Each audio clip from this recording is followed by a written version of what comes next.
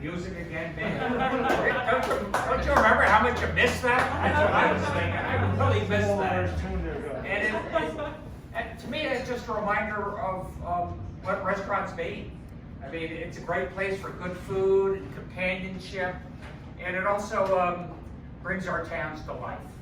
And do you remember a year ago when everything closed down? Do you remember how quiet it was? Do you remember how quiet it was? And there were no planes flying overhead, there was no music, there was no bustle in and out. And to me, it's just a reminder of what tomorrow means, that a year later, we're back at 100%. And we're back at 100% for a couple of good reasons, not the least of which is Scott, Dan, and the restaurant folks. It was tough.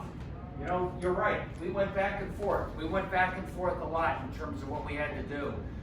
But together we realized we had to do everything we could to build people's confidence. They wanted to come back to the restaurants. They wanted to come back to eating indoors. And that's why you see the plexiglass, the incredible things that our restaurateurs did to make you feel safe. And that's how you get the state back and going again. That's how we get our restaurants going again. You heard a lot about the money. There's a lot of money thanks to John Larson and the congressional delegation. If you ever want to know how much it is, multiply it by 1%, because we haven't gotten our allocations yet, but generally speaking, if it's $28 billion, that means about 280 for us. But that's going to be for plexiglass and ventilation, but also really hope that we think big and think about how we transform the state and how we transform eating. I mean, you know, I'd like to think, Jay, that outdoor dining is a much bigger part of our future. I think it's a big piece of Manchester. I think it's a big piece of bringing our towns and cities back to life. Boy, we know how much we missed it a year ago.